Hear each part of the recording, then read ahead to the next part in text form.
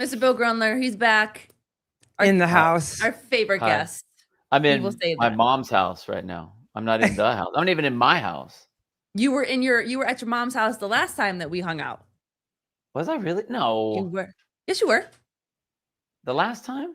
I'm pretty sure, yeah. I'll have to double check and confirm completely, but I'm pretty sure that you were at your mom's house the last time that we chatted. That's what happens when people get old, man. That's what happens.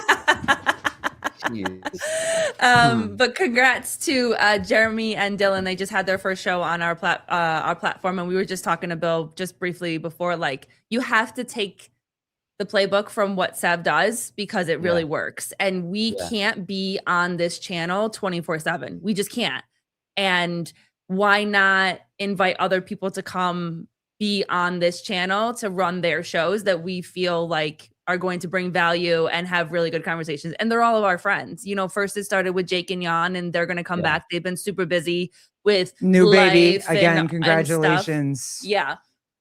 So they're going to come back and do their, outside the box show. And then, it just made sense to have Dylan and Jeremy join our channel and just to keep it as active as possible.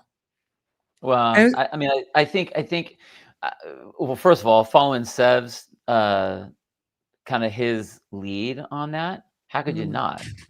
I mean, especially in this space, like it is the way that things are working, and even with all of the stuff he's doing now with like trying new things like the whole CF network. And I think that he has a broad enough reach now within our space that he now can try things and see how they work. Whereas before he was like, screw it, I'm just going to do this and see what happens. And I'm just going to go.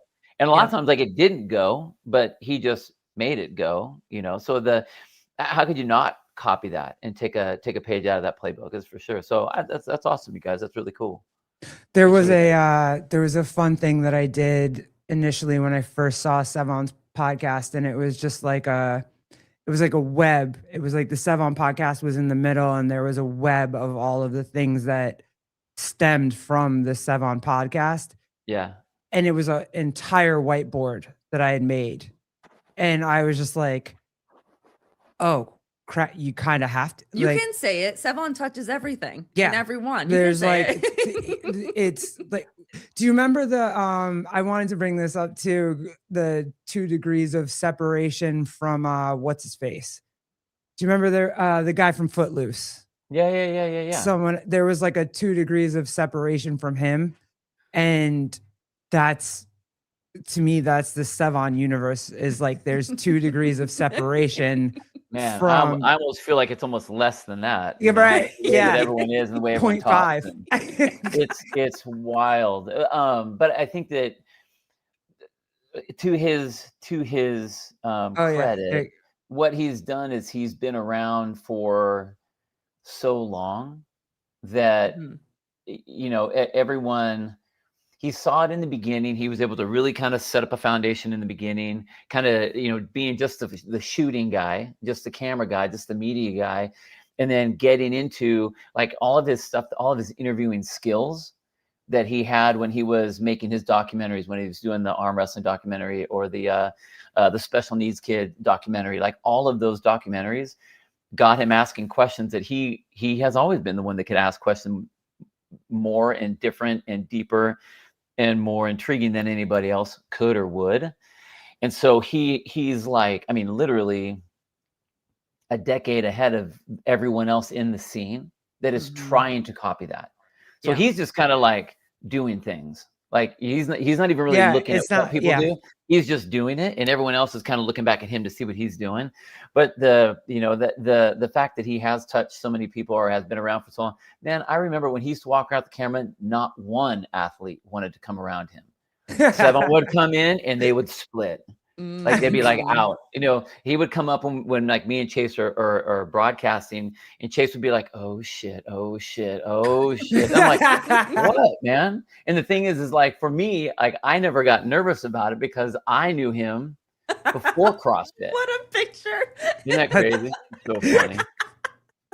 That's so funny. Awesome. I would see the double butt chin and run too. But it's, I mean, it's because I've had my history with Sevon was before he got into CrossFit. Like I met him through one of my firefighters and Yeah, met that was gonna be him. my question. Like, if you Yeah. guys knew him before CrossFit. Yeah. So you did. Did Yeah. Chase I know him had, before CrossFit? did what? No, Chase Did, didn't. oh, okay. No. So I had a firefighter that I hired. I had him for lifeguards and for firefighting, and he was roommates with Sevon in college. And they would always be Oh, talking I or have whatever. stories about having roommates in college. you Yeah, imagine? okay, go ahead. Yep, go Can you ahead. imagine? So, you know, he would hit him up every once in a while and be like, oh yeah, my captain's making us do all these like crazy weird workout things. And that's where Sevon kind of like learned about it. And then he kind of looked into what it was and was seeing what it was. And he looked on the old website. And this is how the beginning part of any position in CrossFit really was. You see what it is and you have whatever skills you have. And he basically wrote Greg and was like, hey, your videos are trash. Can I make them? I'll do them for free. And so he just kind of wanted to get in there and start making videos and started sending him videos. And then that's when, you know, eventually kind of came up to he's like, let me make a documentary. That was the 2008, Every Second Counts. That was You know, fire. and that's where it started. So he got that spot, pushed himself into that position, and then just kept grinding. And so everyone, and I don't want to say that people in like current CrossFit population don't do this, but the history of the beginning part of CrossFit was everybody just hopped in and just ran with it, whether they knew what they were doing or not. I mean, all the commentators, we didn't know what the hell we were doing. They're like, hey, you're going to, like, I remember when they asked me if I wanted to be color commentator, I'm like, I don't know what that is. Like, I don't know. I know I get commentary, but like someone's doing play-by-play and someone's doing color. And I'm like, I don't even, I guess we're just talking. Okay. So you just hop in and you just start doing things. And, you know, the nice thing is that generally speaking, especially back then, the mantra was, hey, good luck on this. Don't fuck it up. And that was what you did. You just ran. And so that's what he did. And he did that in the early days of CrossFit. And he would be hustling to get interviews with everyone and hounding, you know, the athletes for questions and asking the questions that were not like hey, so how did you get through that workout? It was never that one. That's what I was going to say to you, is he was willing to ask the questions that nobody else was willing to ask. Always has been. And that's why, you know, when he is watching people's podcasts and everyone knows that he's watching their podcast, the one thing he will always say is like, it will make him either start to like it or not to like it, is what were the follow-ups? Like, you can't just be like, you'd be like, oh, okay, welcome. And here's the so-and-so, tell us about this, tell us about that. And then stop and then try to jump and then go to their itinerary list of what they wanted to ask. He's like, man, they just opened the door for you and you didn't ask anything. And we've seen that a lot on a lot of podcasts that they just, or even just interviews in general. But like, I mean, he is a master of that. And I think the reason is because he's authentically speaking, he's like, he says this all the time. He's like, when I do my shows with no matter who he's talking to, he's like, I want to have a relationship with that person for like 2 hours. Like, I want to get into like deep conversation. Like, we've known each other for this long time, uncover all these different stones. It was crazy because I did, like, okay, so when it came to, I'm not used to that, right? Like, I've always had marching orders, always, my entire life. I've had marching orders. I had marching orders when it came to basketball. I was a D1 scholarship athlete. I had marching orders. I was in the military. I have marching orders. I'm in the deli. I have marching orders. Like, I know what I'm supposed to do at all times. And I guess I've never had that, like, hey, go figure it out, until probably I started this podcast. 100%. And I have to figure out how to do it. 100%. Like, and so that was the number one thing for me at the games. That was just like, I'm just used to marching orders. I don't have any marching orders, and I don't like but it was also the most important experience that I've ever had. Yeah. And I Because love that you said, Bill, it's like good luck, don't fuck it up. Yeah. Because that's exactly the that's how type I felt. of And it was like, oh, don't. person that I feel like that Sevon has been, at least for her.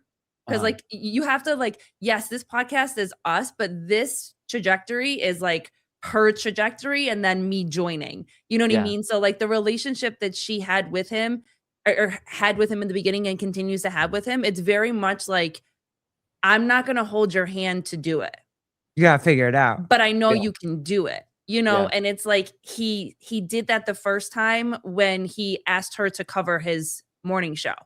I'm like, that means more than him standing or him sitting on the phone with you for 3 hours and explaining how to do this to you.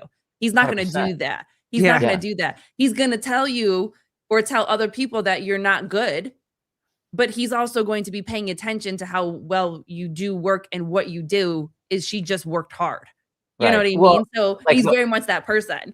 that whole, it kind of sounds like a sales kind of a quote, but his whole like, no plan B, that whole thing. Yeah, that was awesome. Yep. Yeah. Like, okay, cool. It looks great on a t-shirt. The fact of the matter is though, is that that's how it's always been.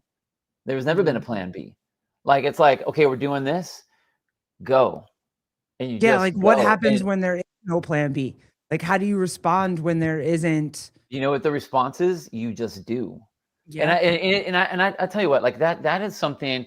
I mean, I see the shirt and I can't help but laugh at it, because it's like I said, it sounds very slogany, like something you'd see on Instagram. Like, I mean, I'll put up like those little quote things like in the stories or whatever, because they're cool, like pick yourself up by your bootstraps kind of things. But the fact of the matter is that it's a action statement, and no plan B means that you step the second you step. Okay, you just figure it out as you go. That doesn't mean that you don't adjust as you need to, but it just means that, like, okay, you're committing, now you're in. And I really, really, really love the idea of that. And I've done that a handful of times in my, like, I was a high school teacher and bailed on it so that I could go try to do fire.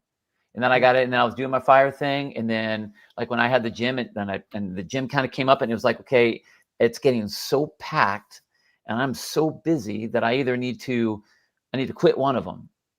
And let me get all my ducks in a row because of my, my retirement and I tried so hard to do that. And then I was just like, I'm going. And I just went. Now, there were a lot of things that, like, okay, I learned, like, oh, I don't have my fire captain's salary anymore. That is very different than trying to live on like a gym owner salary. That's a big difference. But the idea is that it forces you to have enough commitment and enough confidence in yourself to be like, okay, here we go. Like, I'm going, and now that I'm going, it's on. And you don't stop until you get to wherever it is you're trying to go, however that is. There's not I would say it's very similar to military, but at least in military, there's no retreat, or there's that element of being able to retreat, because sometimes that's the smart move. But when it's just you, there is no retreat. There could be an adjust, there could be a change. But I, like, when I commit, I know for myself, like, if I commit to doing something, like, I'm in. And so I was always very nervous to hear that when, and this is old school, but Tony Budden would tell us that right before we go on the air. All right, guys, good luck. Don't fuck it up. And you're like, God. Okay, now I'm thinking about fucking it up, but cool. Right. Well, I'm curious. I'm curious to hear a little bit. That whole scenario kind of made me think of, like, you have the mini the ice thing that just happened, right? Yeah. And men normally, like, when there's something wrong in the world, men mostly want to go out and, like, change the world. Like, they have kids and they're like, okay, I need to go out there and I need to change the world and whatnot. As a mom, I think Colleen would say the same thing. She can tell me if she doesn't. But I immediately am like, I'm not putting myself in any situations where I'm not going to come home to my family because I have a kid at home. I have, you know what I mean? And I think it's just a difference in men and women, which I kind of didn't contemplate until this whole thing happened. Yeah, yeah. I think that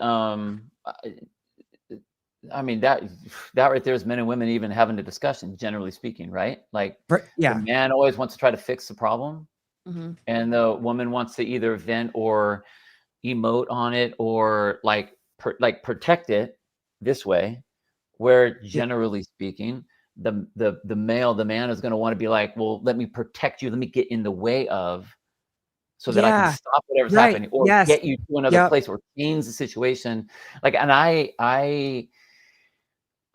have to check myself so hard, so many times, like, because I do that a lot. Like when I was in fire, and I am talking like as a guy in this, but like in fire, like when I see whatever is happening, I need to make a decision right now about how do we mitigate this? How do we priorities come line? There's 1, 2, 3, 4, 5. How do we make it happen? And you go. Not like, well, let's sit and talk about it and see how it could be. And man, this is just, it's such a difficult thing. And the house is probably burning by now. Probably a lot of things in there that are, just being sent and I don't know. And this thing and that thing. And it's like, can we get busy here and change it? Like my mom will have a hard time with something. She'll be feeling bad about something. And I'm like, okay, how do I make it so that she can move out of this state of not being happy and move to where she's going to be happy or take a step towards something all the time? Like that is generally speaking, I'll just speak for me. That's me Yeah. showing my love for whoever it is that I'm doing that with. Yeah. I want to take that person that I care about out of harm's way and make them feel better. Not Mhm. like, hey, you don't know what you're doing, but like that's my first instinct to protect the people that I love is I'm going to fix it.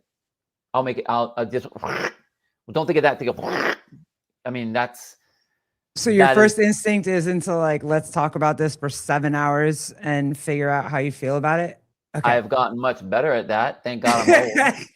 Like that's the only way that works. But Yeah. like the first instinct is always, yeah, I'm going to make it happen. The second instinct now that I'm older is my mouth shuts like this. And I'm like,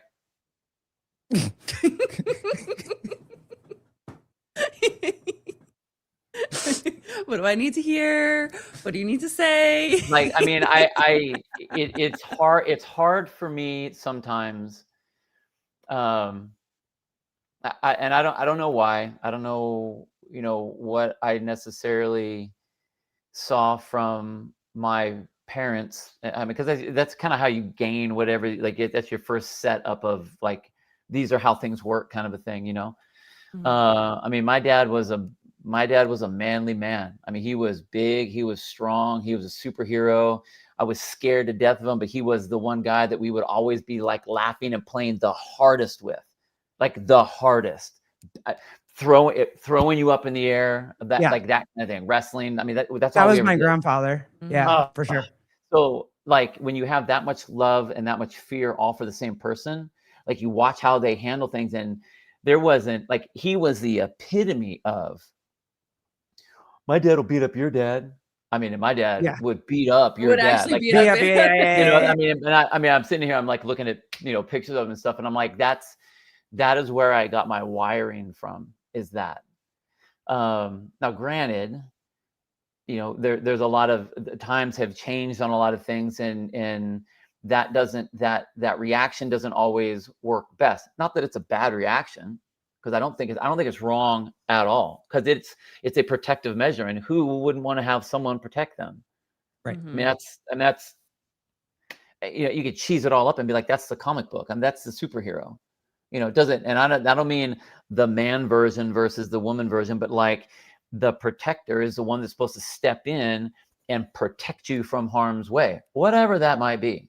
Mhm. But that doesn't mean you have to wait for 8 hours and then make the protective move. It's like, let's get the fuck out of here. Then we can Go talk ahead, about babe. it. Go ahead. Because if you don't, I will. Go ahead, honey. I would love to hear what you want to say about this particular subject. Go ahead. No, because I'm literally talking about it from the ice thing that happened. Because for me, so she has kids, right? And she's got, oh God, I hate saying this because it makes us look bad, but she's got a wife in a flannel that just That's is why I wore this my flannel today. stereotypical version of us and like whatever. And she's like, yo, drive, baby, drive. And it's like, I would never tell Colleen to do that. I would never even put Colleen in a situation like that. Like, I'm home minding my business. I'm not doing that.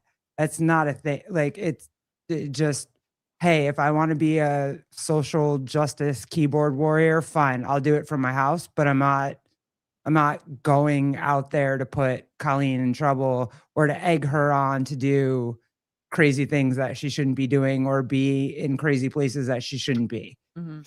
Let me ask you guys something. I don't think I've heard anyone really say this out loud, and maybe I'll piss people off by saying it, but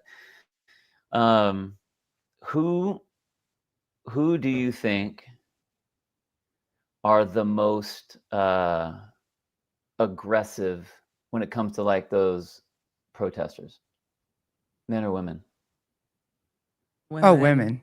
For sure. Yeah. For sure. Why? Yeah. I don't. I've been thinking about it lately, and what I've come to is I feel like it's kind of a manipulation of the media, maybe why, but also because we're the most emotional. Like, we care. We want everybody to be happy. We want everybody to have everything that they want. Like, that's.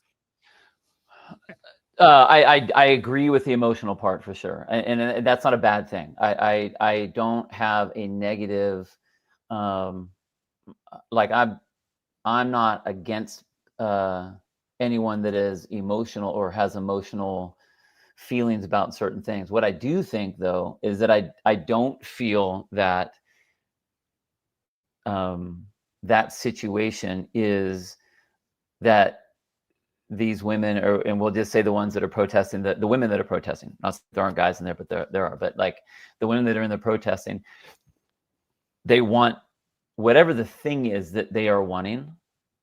That is the end all be all. It sounds like they are protecting everybody, but they're not protecting everybody. Right. They're protecting their one line, that blue, and we'll put a color on it, the blue line. Don't put blue on it. Put like purple on it. Put purple. Purple. Yes, the purple line. Purple on it, whatever. But like that's what I see happens. It's like, it doesn't matter if it's like, if it really makes sense or not, or sure, there might be an aspect of it that is bad. If you want to pick a particular scenario, even though that there's 100,000 other scenarios over here that work perfect, you know, or are doing what they're supposed to be doing as far as getting the wrong people out of our country, you know. But it's almost like they're doing it not because it's the right thing, just because they're just a loud Karen. They're just loud. And it doesn't matter what it is, they just want to yell. I feel like it's the thing to do. Right. And so so putting some there are, I think, generally speaking, women will feel that they can be louder because generally speaking, a man's not going to slap a woman down in public. Can we talk about this? I want to talk about. Yes, we can, and we will, and that's fine. But I think that's what happens. I think generally speaking, women think that there's almost you're not going to hit me because I'm a woman, so I can just go and unleash on you verbally. And women, when they get pissed, they will see, it's like they just see a sheet of red, and they don't care the damage that gets put in all directions. They're going to drop a grenade in, and as long as they get you, cool, even though it blew up everybody else at the same time. Like, it's not a logical fight. It is I have all these things and you can't say a damn thing about it, because if you do, you're a bad guy, you're misogynistic, you're this, you're that, you're whatever. And if you don't, well, now you're just, you know, now you look like there was one that I saw, I think it was the the guys that was at the gym and was trying to tell the lady to leave, and she came around and just cold cocked him right in the head and like busted his nose, broke his nose all Yeah, open and see, everything.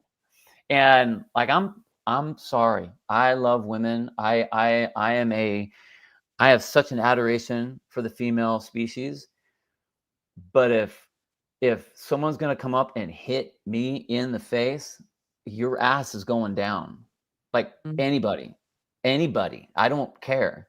Like you don't like Jeremy that. and That is 100% disrespectful, and I'm sorry. Like that does not play. I'm sorry. Jeremy and Dylan had this conversation, and I said the same thing in the chat. And I was like, "Hey, if and Bill, like I'll use you at the time when I was in the chat. I said it to Dylan, but if I walk up to you and I'm pissed and I punch you in the face and you knock me the fuck out, I just like I wanted to test my luck that day. I tested my luck that day, and I got knocked the fuck out. Like I fucked around and I found out. I Like, think yeah, I think you're right. I think that it's really funny. There's all these things about like uh, sh- be it, male chauvinistic tendencies or ideologies, or toxic masculinity stuff, or what a man is, what a woman is, and what you're allowed to do, and what's masculine, what's not masculine. I think that all those things have been all distorted, except for that, because every time a woman is going to take a swing at a full size guy, they are only doing that because they really truly believe that they have a get out of protected jail free class. card. They're a Yep. protected class. They Yep. absolutely feel that way. And Mhm. that's not And fair. that Because now it's not we're putting you in a terrible situation. 100%, 100%. So like I either you remember, can defend yourself or you can't, and that's absolutely unfair. yeah, yeah, and I mean, I'm not saying that I'm going to see red and try to, I wouldn't even want to, like, do damage on a woman who's coming up at me, but it's like that is not going to happen. Like that person is not like they're not going to get out of that one free. I'm sorry. Mm-mm. You can yell at me all you want. You can call me whatever. You can say whatever names you want. But if you're going to put your hand on me, then you're probably going to get a hand on you. Yeah.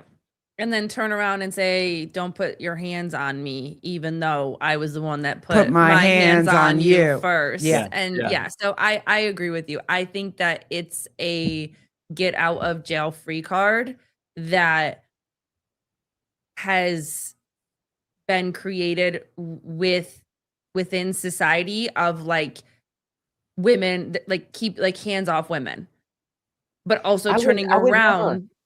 I mean, go back, like go way back to I don't where think any dude go wants to back to put where their hands Garrett on women. Garrett puts all of her Instagram things on. Back in that era, like you didn't hit a girl. Way Right. back then, go way back. Right. You didn't hit a girl. Like I Right. was taught that you do not hit a girl. I remember being I think I was a freshman in high school, and I was small. I was like 100 pounds in high school, like my freshman year, little. And there was a girl that was, I don't know, sophomore, junior, whatever. They had the freshmen were all in the bottom rows of the lockers because I guess we were all small. And then as you got older, you went up to the higher one. Yeah. Yep. Yeah. And there was this girl. There was this girl that like totally. Yeah, I don't know if I got in her way or what. I don't know. I probably was only hitting her at her kneecaps. I don't even know what was going on, but I was in her way, or whatever. And she would just like verbalize me, and I don't know. I yelled at her back when I'm like, "Fuck you, come on, blah blah blah blah blah." And my dad was like, "Hey, she weighs like 190 pounds. You weigh 100. Like, if you get into this, because we don't hit girls, right? And so it's like, what are you gonna do?" And I was like, "Whoa, I didn't really think of it like that." It's like kind of bobbing and weaving, okay, but like, wow. That's a. But I think that like we were brought up that way, and it's funny that all this chivalrous, Chivalrous,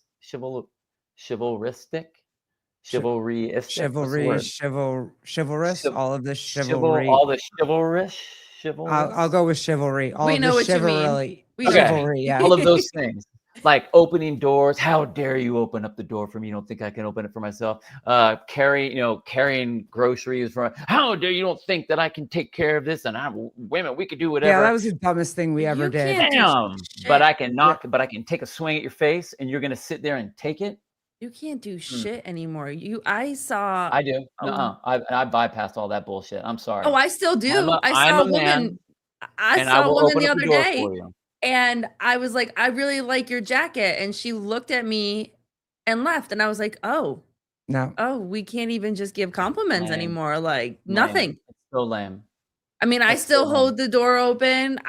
We're teaching Garrett to hold the door open for people. We're teaching him to like the courtesy of it. Like you hold the door, someone's coming in behind you, then they take the door or you wave them to walk in front of you, or whatever the case may be, but you Right. hold the door. And he opens my door before I get in the car. Nice. Like, I mean, we teach him things. Say please, say thank you, take turns, like, but you can't do any of that because then and you hear so many women that say like, I don't need something else. I can do it by myself. But then you also hear the other side that's like, but some women don't want to. Yeah. Some women want to be taken care of, and some women want to be submissive to their partners.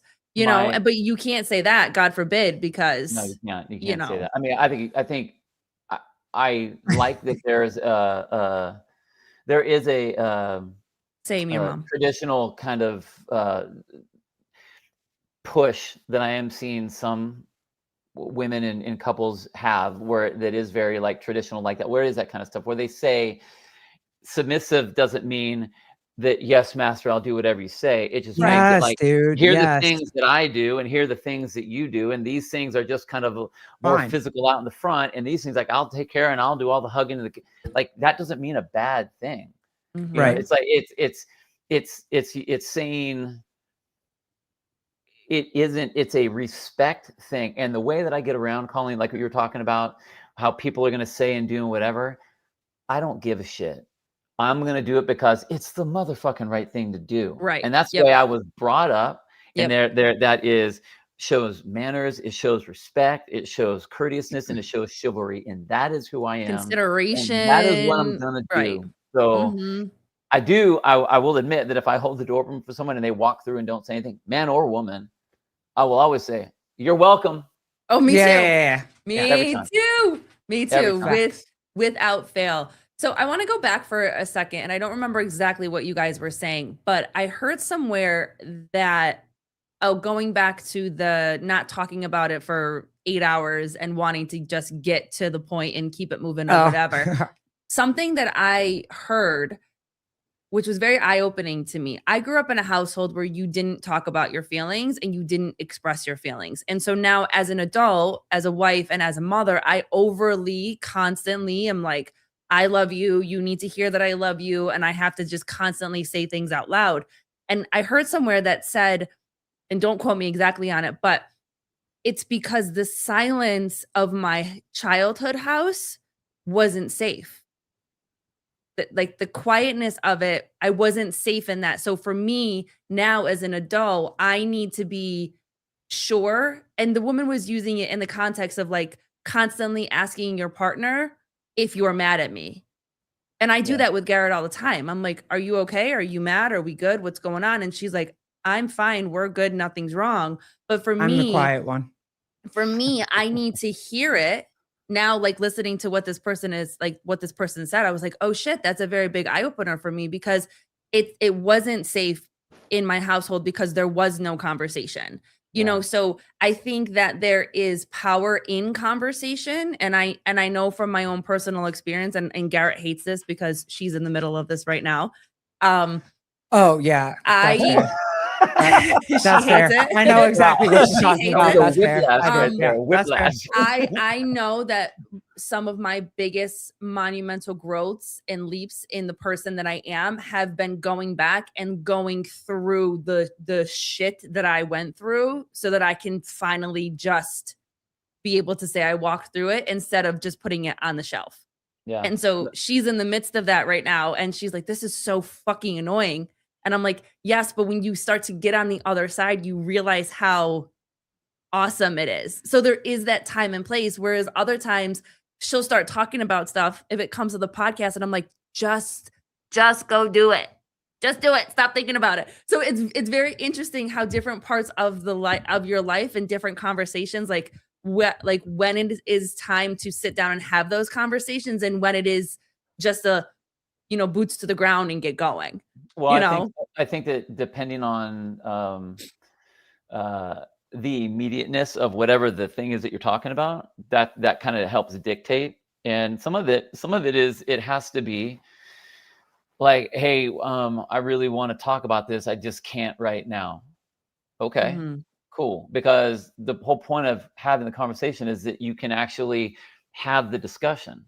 And if someone is fired up or someone is stressed out or whatever, then like it might not even be a conversation that's even going to work because like you're not in the mindset to really make it work. Mhm. I think going back to the stuff you were talking about,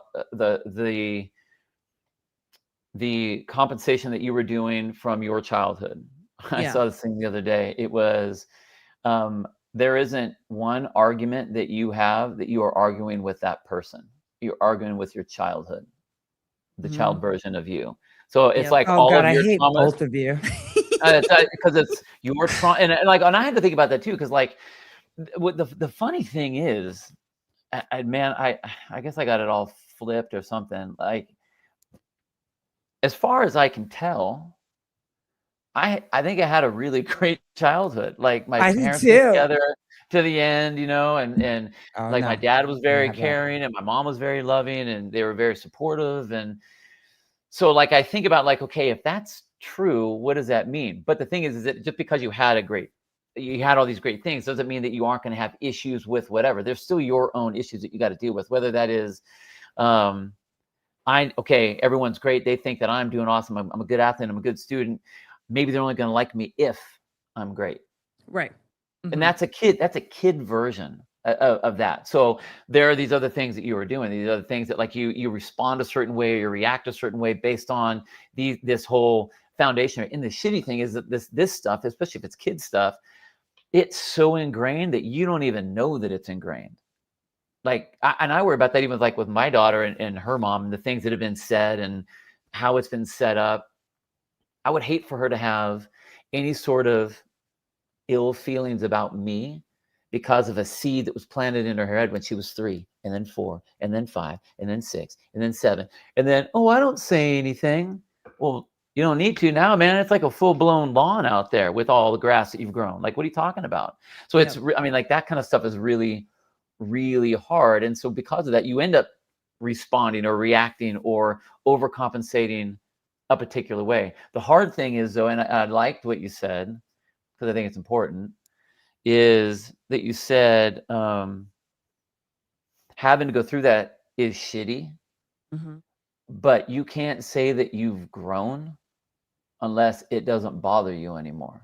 Because like, and I don't mean bother, not like you don't like it, but like it's not going to affect you. You know, we talk about like how we don't on this show, we don't say that word trigger, Yeah. right? Yeah. Yeah. It bothers me, Mhm. but I'm not affected by it anymore. If you just avoid that, then you didn't grow. You're just avoiding.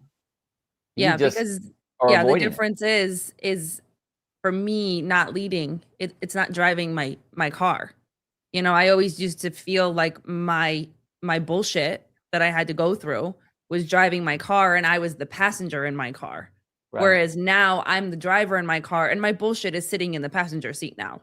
And Yeah. it's not saying that she doesn't show up, I call her my younger self, like young Yeah. Colleen. That's how Yeah. I address her. When she still comes up, she's supposed to. Because she's Yeah. supposed to remind me of stuff, but she's not supposed to guide me and and get me to go where I need to go. She's like, "Hey, look at this for a second," and then I'm the one that decides where I go. And I have to be grateful for her and all the things that she did because she was strong enough to make the choices that she made to get me exactly where I am today. If it wasn't for Yeah. the choices that she made when I was younger, I wouldn't be here. I wouldn't have met Garrett. I wouldn't have been married. I wouldn't have a kid. I wouldn't be sitting on this podcast with you. Right. And that Right. was really something that, like, when I was working with different coaches, that really helped me. Exactly. Yeah, she's not the leader anymore. I am. Whereas that for me has been very eye opening, where it's like, you needed to see her and you needed to hear her, because again, for so long I was in a room and it was quiet and I was yelling and nobody was listening Mhm. and nobody was paying attention and nobody was hearing me out. And so she's been screaming for all of these years, and now she can still scream at me, but I can be like, "We're good. Like, it's okay." You know what I Yeah. mean? Yeah. And that really has been like something that's helped me to be able to deal with just life in general. Where it's like when things, because the one thing I said to Garrett, and kind of to loop this back with this whole like Minnesota thing or whatever, like it's a reminder of the chaos that I used to live in, meaning that when this would bother me, I would jump over here, and then it would be something different, and then it would be something different, and then it would be something different, and it's like, I don't wanna ride this high like that anymore. I don't wanna ride the waves of, like, this issue, and this issue, and this issue is so heightened, and so elaborate, and so loud, and then all of a sudden it, like, as fast and as loud as it rises, it dips just as fast. And then it's Right. the new thing, and then it's a new thing, and then it's a new thing. And so like it's just a reminder, like just in life, where I'm like, I'm grateful to be able to sit back and actually keep my mouth shut for most of it. And then be able to just have a constructive conversation of like, hey, when you saw that, what did you think? Oh, I thought this, without being like, you motherfucker, and did it. And you know what I'm saying? Like Yeah. I'm just grateful for the work that I've done to be able to get here, because this world is so loud and it's so chaotic and like And it's like it is the I know what you're saying. We talked about this morning, but it is the Minnesota thing. Like she's all these people that are like they get so triggered because they hear the thing that makes them like crazy, and then they just go out there and do this crazy stuff. And now it's like, no, I don't feel that way anymore. I don't see a reel or hear some shit, and I'm like, oh my god, the whole world is burning down. I don't feel like any of it. I don't feel like any of the protests or any of the outrage Yeah, yeah. has been rational. And maybe that's where I'm like It's it trying to take a step back, because I don't feel like any of it's rational. Am it's I 'cause missing someone something? died. It's 'cause someone died. And when someone died like that, then it's now heightened emotional. Yeah. Mhm. Like, I mean, you pick anything you wanna pick, anyone you wanna pick. George Floyd. I mean, pick George Floyd. If he wouldn't have died, we wouldn't be having all big. I mean, it'd be another thing. You know what I Hey, I mean? was It wouldn't messed be up what it is. when he died. When I saw that video, Yeah. I I was I too. Right. was fucking So no messed matter up after that. no matter what you feel about it, it's heightened Yeah. now. Mhm. Just like with Mhm. this one. Because if you say, "Hey, I'm for the ICE guy," okay, well, then now you're saying, "Well, cool, I think it's great that ICE is killing women. I think that Yeah. it's, how dare, she was just trying to protect, and they white, I mean, it just shows how bad they are." Or look at what ICE is doing. They're killing women out there that are just trying to support. I mean, granted, they always say there's three sides to every story, that Mhm. your side, their side, and the side. Yep. Yep. And it's kind of that same sort of thing. But I think that's why it's so crazy right now, because she died. I mean, and Mhm. it's terrible that that happened. Yes. Yes. But Because it didn't need I'm to happen. no, it didn't need to happen. It didn't need to happen. And I'm not justifying the fact that someone was shot. I'm not saying. I mean, I've heard both of the sides that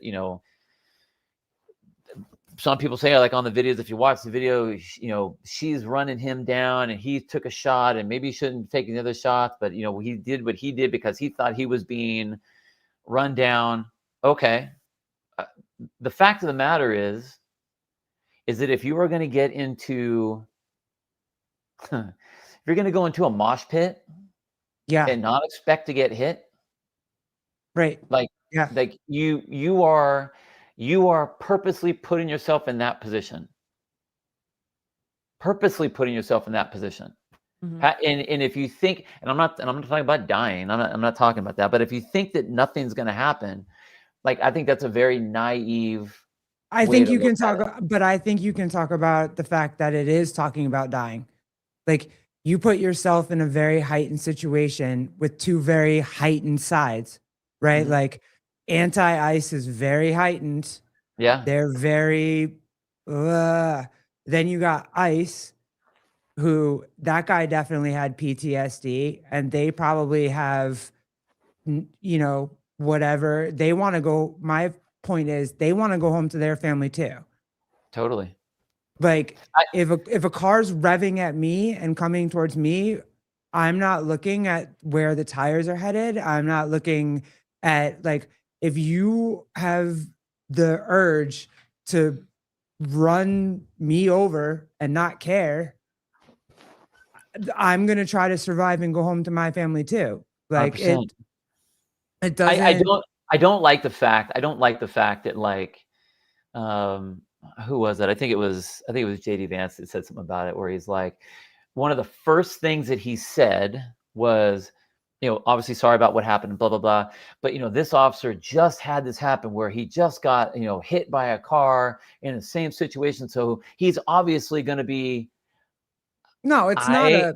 I don't care. I don't care about that, Yeah. because I wish you wouldn't have said that, because then that it's like, if the first comment you're going to make is to justify the fact of what happened, not the fact that, like, it doesn't matter.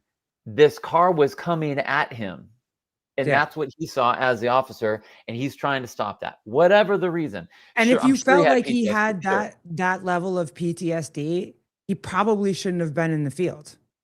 Right. Yes, I agree with that. So yeah. But I don't agree they with that. share stuff like that to push the narrative of the side that they're trying to I'm sure. support? You know what I mean? It's all a Because game. I think It's so all too. a Yeah. game. right, because you hear that because, you know, his past experience of doing his job and having to go face to face with other cars and incidents and stuff like that. Like, for me, I'm like, oh, well, shouldn't that be part of the conversation?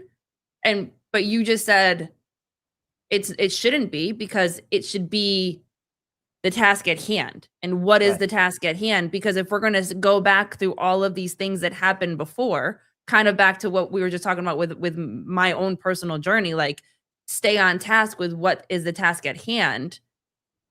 That shouldn't be brought into the conversation. But I feel like that they use it as part of the conversation to be like, is it empathy? Is it to try to get empathy and understanding? Both sides they both played their card. Yeah. On the Ice side, they played, this has happened to him before. Yep. He just got his stitches out. Okay. Yeah. Why was he still out there? Okay, but whatever. Right. Exactly. Why was You know, he it's still like, out there? Yeah. There's so they laid that one down, and then on this side, she's protecting her family, and she's protecting, blah blah blah. They both are laying down the emotional cards that they can play, because it's a emotional thing, because someone died. If no one would have died, there would not be the talk that is happening, because there are ICE protests all over the place, right? Yeah, for sure. Yep. You And hear there about have every single one been of for a them? long time. Right. And you don't hear about any of those, because nothing has happened to people there. Or, like, I think I saw one where, I don't know, some kid was like getting up in some cop's face and had his camera right in his face, and which, again, I think is that, to me, if you are this individual that thinks that they can do whatever the hell they want, and you're like, you can't touch me. Like the little kid that wants to be like this, hey, I'm not touching you. Yeah, I'm yeah, not touching you. And then the big brother I'm sure goes, there's a part of that. There's part of that. I'm sure that there's a part of that where they think the same way that we just talked about women.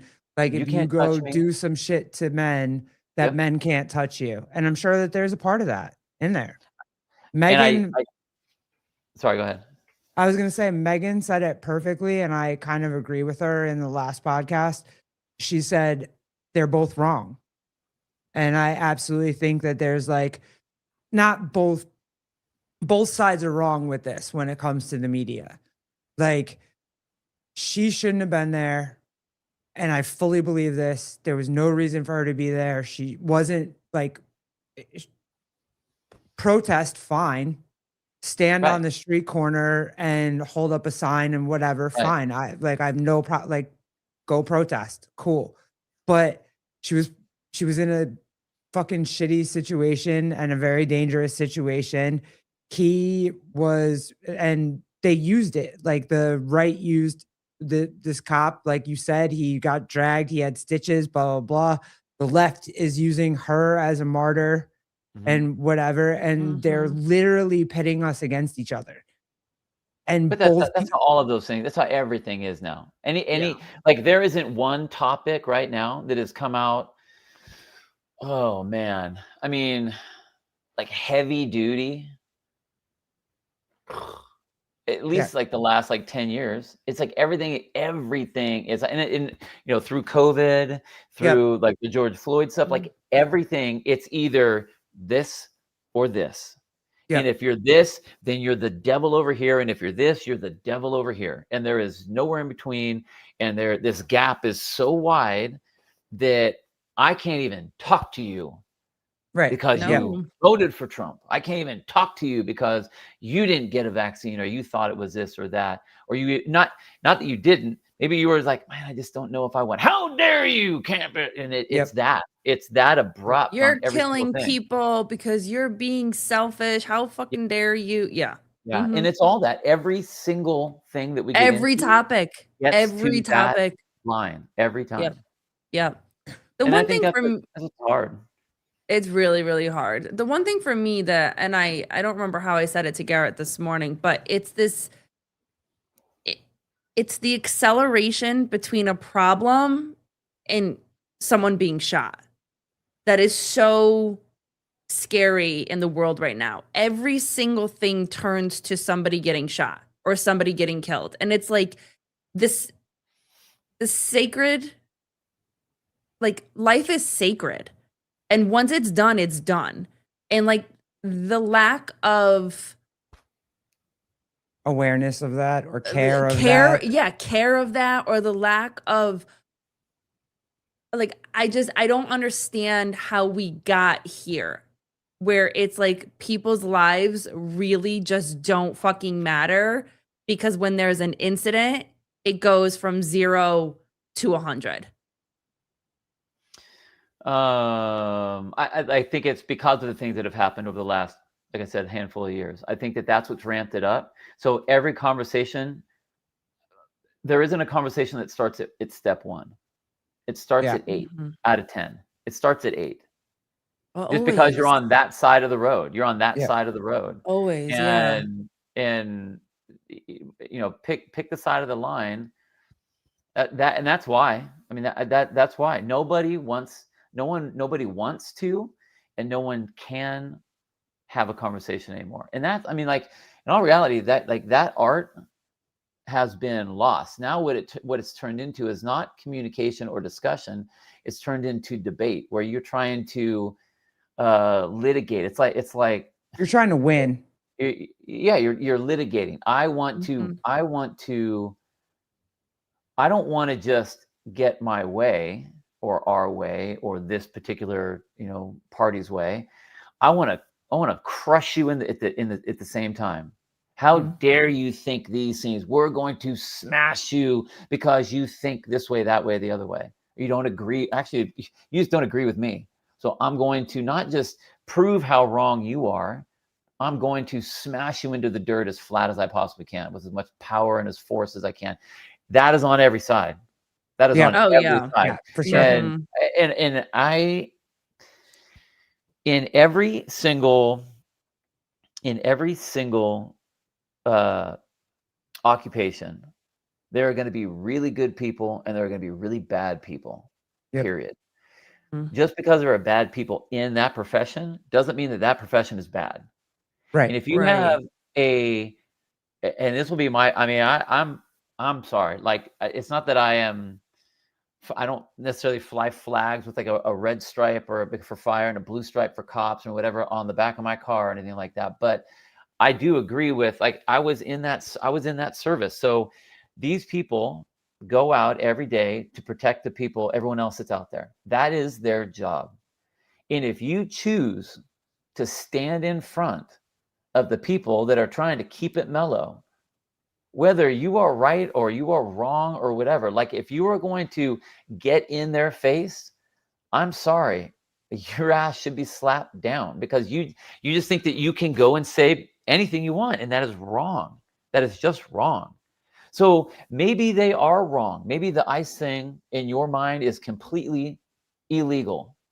Okay, then protest it or come up with a way to change it. But if you think you're going to get in front of a line of officers and you're going to stop them that way, Yeah. you think you're going to get a better, that you are going to be able to affect that change that way? No, you're not. You're not. That is the wrong way to do it. So, like, if you can't sit down and have a conversation, like, invite the cop. What did they used to do, like in Vietnam? Like, they had all the soldiers were all lined up, and they'd have all the like little flower childs run around. And what would they do? They would come up and they'd hold a little flower, and they would stand, not like in their face trying to like threaten them, but they would stand right there, and they would just talk. And not even that the soldiers would like talk back to them necessarily, but it's communication, like talk. I'm not trying to threaten you. Right. I don't agree with it. You might not either, but guess what? Talking about marching orders, what's your job? You're going to go on that line and you're going to go stand there with your gun, or you're going to go get people that are illegals, and your job is to take them out. If you don't like that job, you can get out. Okay. Yeah. I mean, you have a choice. Yes. You have a choice. Do you think that anybody is going to try to bring down the temperature of this world right now? Or what can bring down the temperature of the world right now? It's a good question.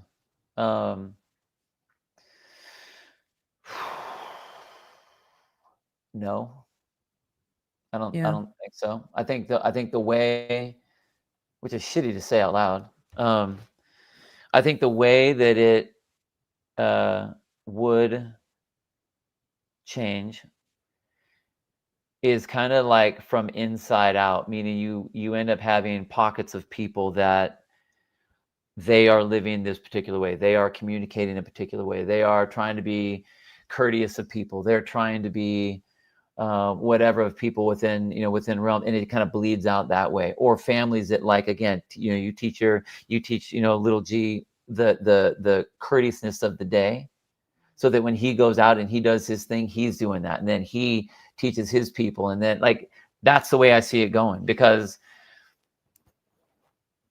I just feel that people are so hot and so quick to jump. I mean, I want to say it really comes down to the younger people and how they are, because they're going to be the ones that are here before, long after I am. Yeah, right. And I look a lot at the protesters that I have in San Luis, and it's funny because San Luis Obispo it's a beautiful little town. It's gotten the happiest place in America kind of awards and that kind of thing. It looks like, I mean, I call it white Wonder Bread because it's definitely that. White Wonder Bread, yes. I mean, Let's go.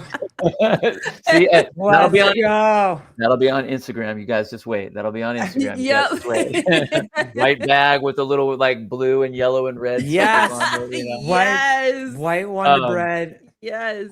But like the town is very pretty, very quaint. It's got its college, because there's a university there. It's hard for a lot of like middle-aged people to live there because there's not a lot of like industry type stuff, but a lot of people want to retire there. So you have this kind of age gap thing. And the people that I see protesting most are all these old white cats. Mm-hmm. And I'm like, okay, like I remember it was hysterical during the BLM. Hysterical. I'm driving around town and I'm seeing like all these people protesting and stuff. And I'm like, excuse me, how many black people do you actually know? Like, actually know. How many Venezuelan people do you actually know? Like even now. Right. How many Venezuelan? Have you ever? Which is funny because, like, man, it's like, how many videos have you guys seen of like the actual Venezuelan people? And they're like, thank goodness, finally. Well, that's the part for me too. Have you ever even been to South America? Right. Like, I have not ever. I've been to Brazil. I know how Brazil works and Brazil moves. I have no idea how Venezuela moves. Yeah. But like, But that's the part that's crazy to me is because you don't you- walk around as a you bright white can't- American down there. Like, that's not a thing you do. why is it so wrong to say I'm going to listen to Going to Taco Bell. Yeah. Why is it so wrong to say I'm going to listen to the very people that have lived said experience, and you can fill in the blank with whatever experience that is from whatever country you want to plug into the conversation? Why is it so wrong to say I'm going to believe the people that are there versus the headlines that the media is feeding to me? Like, we already know that those headlines have been bought and paid for. right. Yeah, facts. Like that. Block has a great point. That was Obama right there. Obama did that. Thank you very much, sir. Came in and he said, "Okay, you guys can go ahead and we're going to control what gets out there so that we don't mess with everybody's mind. So we'll tell them what they need to know." Well, I want to ask you this, and babe, I don't know if you want to save this to the conversation with Jeremy. And yes, it's because he's black. But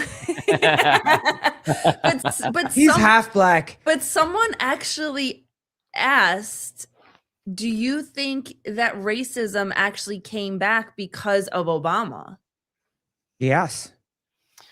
Like Yes. we were I'll say good. it. We were Yes, good or absolutely. getting there. And then all of a sudden, when Obama became president, like, did he bring back He definitely fuel he of separated racism? us. Yeah, he 100%. separated us for sure. Yeah. 100%. He was. It's crazy, and I'm sorry for the people that really liked Obama. He was the slickest speaking, which is why everyone loved him so much. I did. He was smooth. I did. Yeah, he was. Yeah. Dirty bastard. Smooth. Like that guy did some crap behind it. And I'm not talking like the story stuff, like I'm not talking about some of the things that I can talk about. I don't want to talk about that. I'm talking about what he's We done, know what you're talking about. That you don't want to talk about. Yeah, like politically speaking. I mean, all the things that everyone gets pissed off at Trump, like the borders and the separation chambers at the border. That was all Obama, man. That was all Obama. The headlines that we get now, Obama. Like, cool. Like, and this is something that I told my oldest daughter when so her mom was big on Hillary and I just was not. And I go, look, kid, you have to remember that when you are voting for someone, not all the things are going to align with what you want. But the last thing you want to do, never do. You don't vote on someone because they are young, old, white, black, male, female. Those things mean nothing. A physical characteristic. Nothing. You do not vote on somebody because of a physical characteristic. Because that is not what we're voting on. No. I mean, at all. So, yeah. I would say. And also, that, Hillary proved that she wasn't going to protect women. So fuck out of here. Kamala proved she wasn't protecting women. So fuck out of here. Wait, did you see the lineup for the Democrats that are supposed to be running for the next president seat? Did you see that? Oh God, I've seen it going back and forth. AOC, of course. Kamala, Gavin Newsom, and someone else are supposed to be the 4 running Democrats for the. Now in that room, you can take a grenade and toss it in, and it would be great. It'd be great. You know what? And none of them, there's not one in there that would jump on it to save the rest of the motherfuckers in that room. No way. They're all getting blown up. Or they'd all be leaving. Yeah. They'd run out before. Oh, Absolutely man. not. I going back to that. I don't know. I don't know if I would say that he brought it back. What I would say is I have never seen. Well, I can't even say that now because it's been like this with everything. But I think that was one of the big the start of the hype. Like the words that you knew what it was, you knew what it meant when you said racist, and then that just changed because that word got put on everything. They moved the goalposts. So I think that was kind of like one of those that time frame was the beginning where you started seeing words that just got completely bastardized into some other thing of whatever it's supposed to be meaning, where it on the surface, I know what you're trying to say, but you are making this up just only to get an emotional response. Yeah. Whatever it is. Yeah, that was That's crazy. Yeah. For me, That's it was crazy. Hillary pulling hot sauce out of her purse. And then it was Obama in the last election telling black men they're not black because they're not voting for a black woman. Protect Yeah. black women. But then, Yeah. But then don't didn't- protect. But then don't, wait. like, But then don't didn't- protect women. Didn't Cool. he go down to, was it South Carolina? Was it Georgia? Didn't Obama go down to another state that had a Republican black woman running for office and said, don't vote for her. Right. So it's not black women. And when, yeah. and then Yep, the other he was, sure did. Just do what we want when we want. Yep. Only whatever that want is. Just do what we tell you to do. at that particular moment. Be a good sheep and just follow what we say. Oh, Will Plummer, just make the statement. Just say your views do not affect the views of. Just do it. Do it. Come on, Will. Come on, Will Plummer. Oh man. I want to like keep going, but let me know because there's one more topic that I want to get to with you. Hey man, I'm on this ride with you guys. You just whatever you because want to do. I've been trying to ask Bill about this forever, and we've never actually been able to get on this topic. Because Bill takes us this way, I know, and then you take us this way. It's so easy, and then I go back over here. It's so easy to talk to Bill oh yes, Will, make the statement. Just put it on every social media platform you have, and then come on the podcast on Tuesday. Just he's not gonna come hang out with you on that show. Come on, yes he is. Come on, Will. I believe in you, Will. He won't. Come on. He's not gonna come hang out with Pat Lang and Jeremy and Brianna. He's not. He is. He not. will. I'll convince him. I'll wear a flannel and do the the lesbian thing. This. The lesbian thing. Yeah, I got this. I got this. Bill is a smooth talker. Yes, he is. Oh, no. Don't get derailed.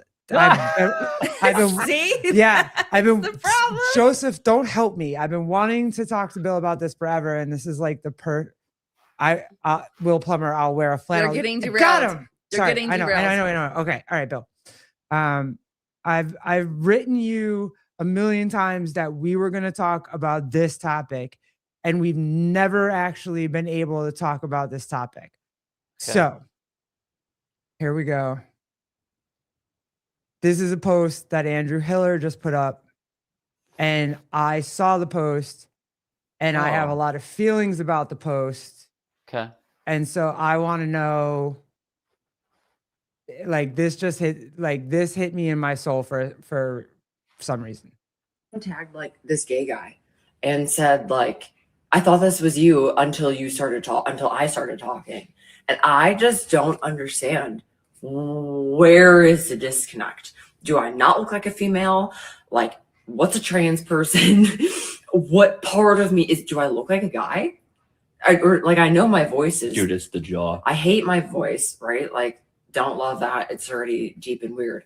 But is that it too? And what, my jaw? Like, I was fucking born this way. It's not like I asked for this fucking jaw. Bitches are paying thousands of dollars to have a jaw like mine, and you're calling me a trans? Like, I just don't understand what part of me. I love them. What is it? People will say it. You're a guy. You're trans. You're whatever the fuck. But like, what part? I think you're hot. Nice answer, Andrew. Good job. I do. So, someone tagged like.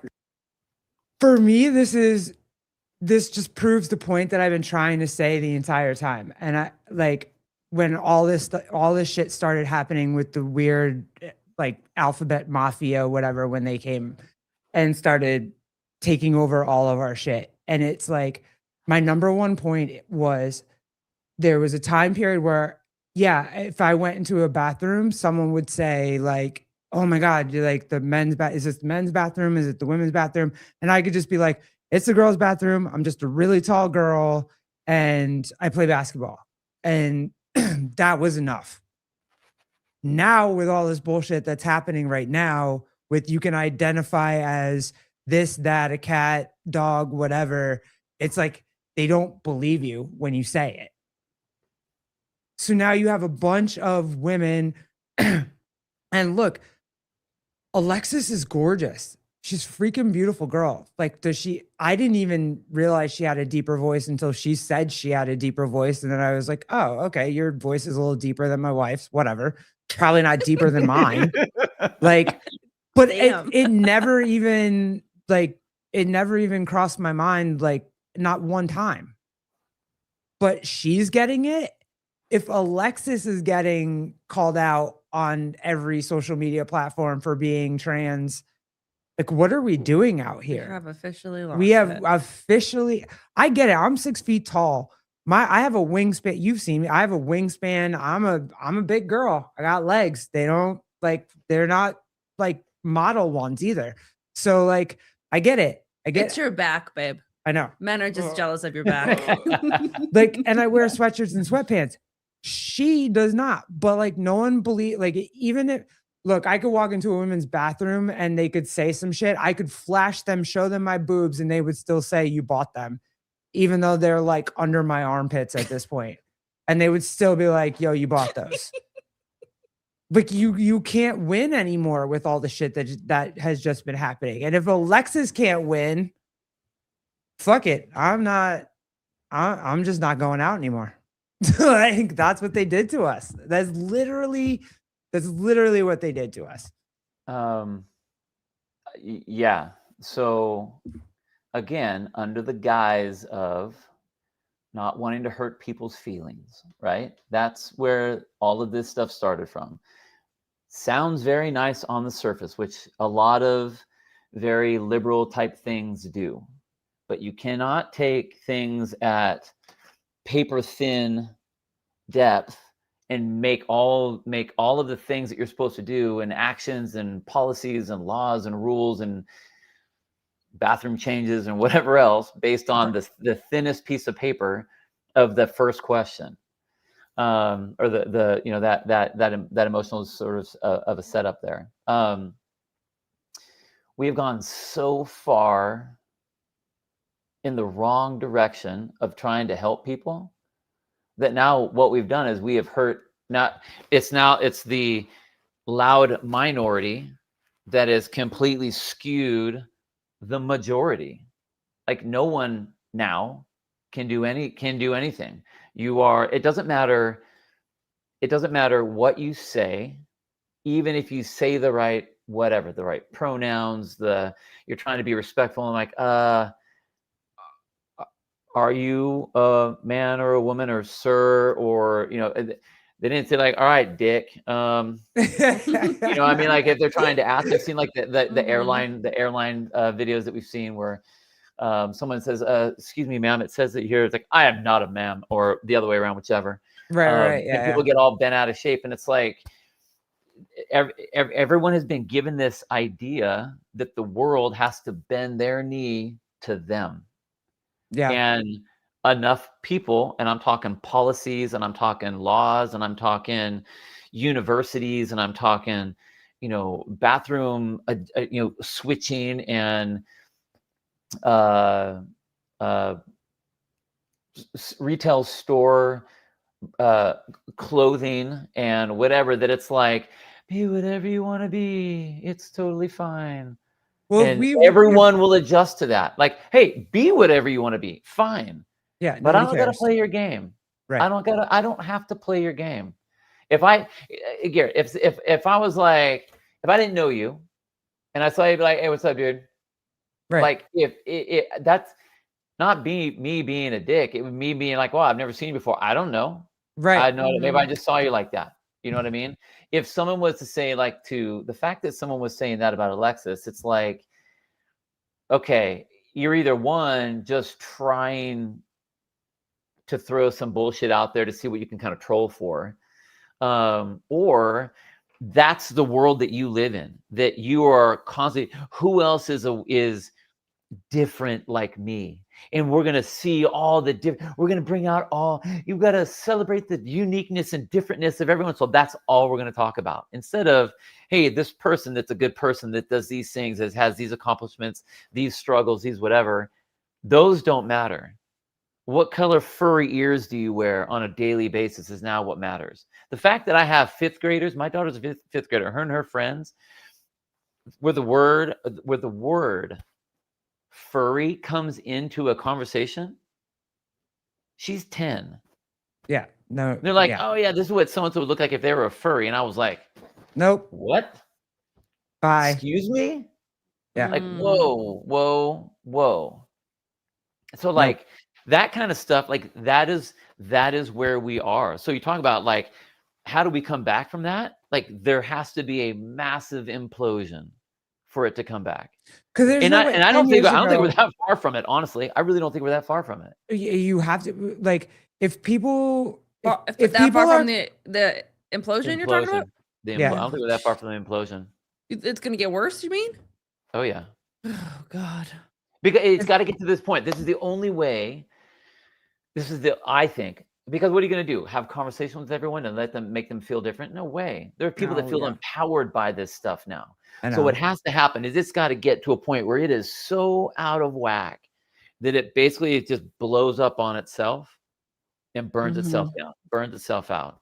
Where, I mean, I do think we Well, are. we- I think you're right. We're almost there because if people think Alexis is trans, then the fucking world doesn't know what a woman is. Like Why don't- we're why don't- already there. We're about why to be don't there. you guys do this? I mean, you're Oh, in that God. letter alphabet.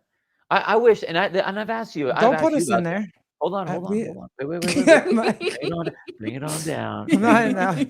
Please don't put me in the alphabet. What? Red, white, Why- blue. Red, white, why- blue. Like, what?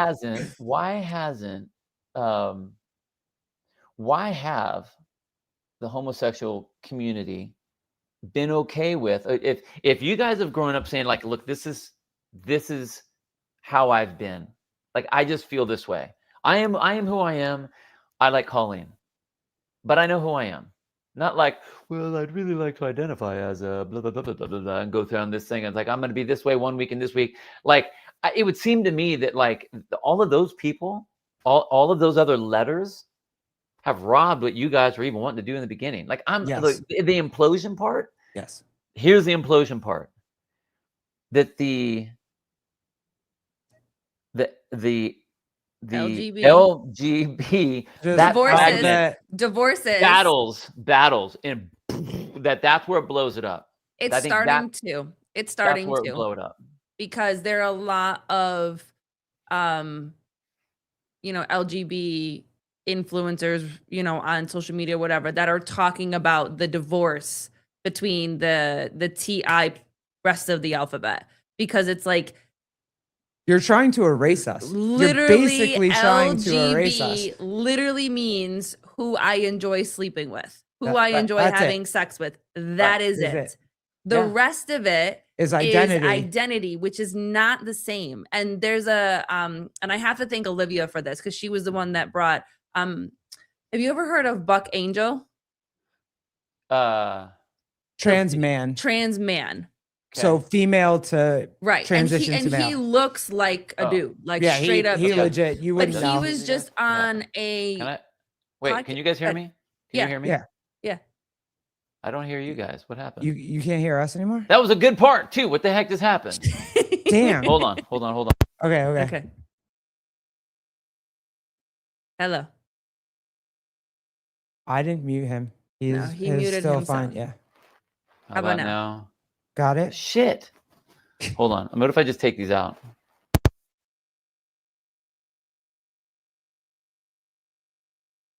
Now we can't hear you. Maybe your microphone's off. So something's got to happen. He's like, damn, it was a good part too. It's probably better us than Jeremy.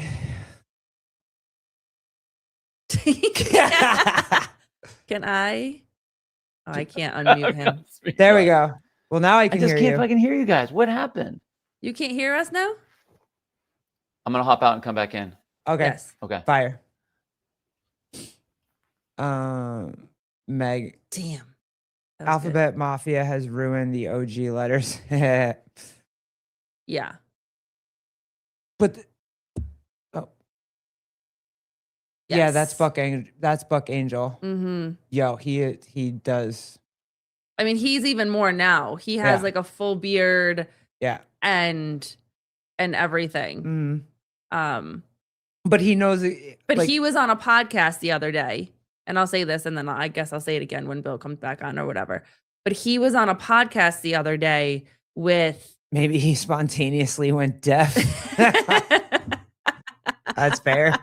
That is fair. Fair. Can you hear us now? Yes, I got you. Okay, good. Okay. So Buck Angel is female to male, and he was Okay. on a podcast the other day, and he very much is about, I am a biological woman, and I am not trying to tell people that I am not a biological woman, but I identify and want to identify in the world as a man. That's just what it is. But he's like, I have a mental disorder called gender dysphoria. Like, Right. and he literally says that he's done extensive therapy, is continuing to be in therapy, and understands that he is not changing his sex. He's not changing his biology. He's changing his identity. And that is that for some reason is like a disgrace to say, and like hurtful to say, that there's a difference between identity and sexuality, or identity and biology. You And just said so, why. Because you just said why. Because he has a mental disorder. He's Mhm. seeking therapy. He's seeking, counseling. All of these things are the Mhm. reason why everyone else is going to say, but then you're saying that I'm not normal, that I'm not who I say I am, and that I'm not okay. I have a problem. And how dare you say that I have a problem? You have a problem because you don't see me as how I see me. Mhm. That's the flip. Mhm. And that's the part. It all goes back to, I don't want to hurt I don't want to hurt anyone's feelings. I'm trying to be nice. And then you give someone an inch of playing the game, and then all of a sudden they go, because then where's the line after that? And that is where we are right now. There is no line. You There's can no say that line. you believe whatever the hell you want to believe, and I am supposed to, yes, whatever you say is going to be, then I guess that's what I will do. You are the now the Mr., the now the Mrs., the then, the thous, the I mean, It was kind of, you know how you do I Go equate ahead. this to Yeah. CrossFit or not? Go But ahead. like, you know how you guys are, this is kind of how I feel about it. You guys are always like, hey, we were the CrossFit cult. We did shit that nobody else did. We were hardcore. It like, if you were in, you were in. If you're not, it was for, I don't know. It was just a cult. So was this. Like if you knew, you knew, and if you didn't know, you didn't know, and you weren't a part of it. And now all of a sudden they've tried to make this whole like alphabet shit mainstream, and like, well, no, it's not for everybody. You know who it's for? The people going through it. It's not Right. like everybody can't do this. You can't, Yeah. like, everybody can't do this. You can't just throw on a dress and be a lesbian or be a girl or be whatever. Like, you can't just be a woman. Like, everybody just can't do this. This is not a Right. thing. And that's kind of like if you were gay, you knew who the Dixie Chicks were, or you knew who Indigo Girls were, and you listened to Galileo 87,000 times in a Subaru on a Sunday night at the beach with, what Subaru. right? Like, you just did. You knew who Navratilova was, who played tennis, and you knew that she was gay on the DL, but nobody else knew. But she, like, you knew all this secret shit that like straight people didn't know, and it was cool. And we just had our own shit to ourselves in our private lives, with nobody else having to be a part of that shit that didn't want to. And now it's like, oh, we're gonna shove all this history, all this shit down you. You don't need to know that. Bill Grundler doesn't need to know that. Like, talk about Playboys. We're gonna talk about like queer as folk. You know what I mean? Like, we don't need you to know about queer. Like, does that make sense? 100%. I just think it's the craziest thing that Yeah, with some Zimas, Kenneth. Yes, that's exactly yes.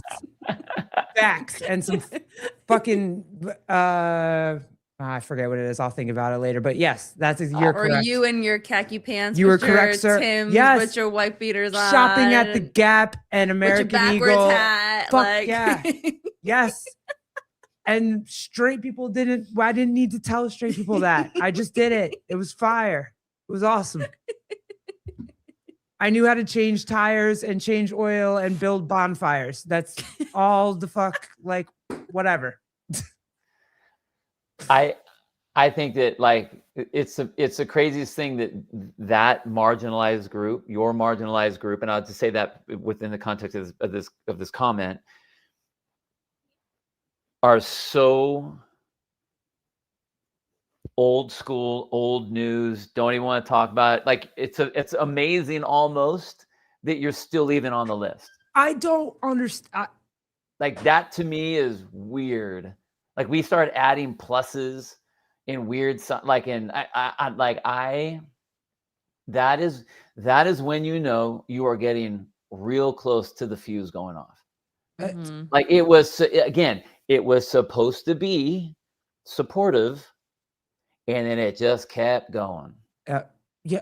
And it Yo, eventually when will burn itself to the ground. So then, hold on go 1 ahead. second. I'm Yeah. asking you both. Yeah. Melissa Etheridge, the song "Come to My Window" was the most mainstream fucking song ever. Did you know what she was talking about in that song, or was it just a fire song and you knew the words? Did you actually know what she was talking about in that song? Me? That lady come into her house. Bill, did you know? I didn't really listen to Melissa Etheridge, but I knew she was gay. It was fine. Okay, but like nobody knew what the fuck that song meant unless you were gay at the time. Like when that song came out, you were just like, yeah, bitch, come to my window, get in, let's get it. Like all the men were like, yeah, let's get it. Just come into my window, sneak around at night, let's go. And it was fine. Like we weren't shoving it, like throwing it in everybody's face. We had this secret little society. It was great. Then everybody was like, hey, you can get married. That was fine. And we should have stopped there. Like, we just should have stopped there. I think I know, and I'm not saying that it wasn't really hard for a lot of people. I'm not saying that a lot of people when they came out that wasn't a Of course it rough was. thing for them. I mean, like Of course. I get that. I get Yes. that. But what's wild is like, so I grew up in the 80s. Like, and I would go to all the clubs and all the stuff. And what were the big songs that were like some of my favorite bands during that time, Dead or Alive, like Boy George, like give me a Fuck break. yeah. All those guys, like the song by Frankie Goes to Hollywood, Queen. Relax. What do you think that was all about? Mm-hmm. Yeah, man. Relax, bro. Relax. Like you're gonna need to relax for this. Like give me that's what we're talking about here. Like it's not like sweet, relax. Yeah. Come on. Like, no. Yeah. Like, so I mean, like that was there in like it again, not saying that it wasn't difficult for people, and I'm not trying to take anything away from that. But I don't think that like once people, at least where I was, at least in like my area of people, I didn't see anyone really getting like thrashed because of that. It was more like, man, that dude's really femme, but no one knew at the time or couldn't tell. It's like, dude, just come out already. Like, what? Like, seriously, Yeah. you don't think people know right now? Like, what are you talking about? But all of this stuff now, it's like now everyone's hogtied.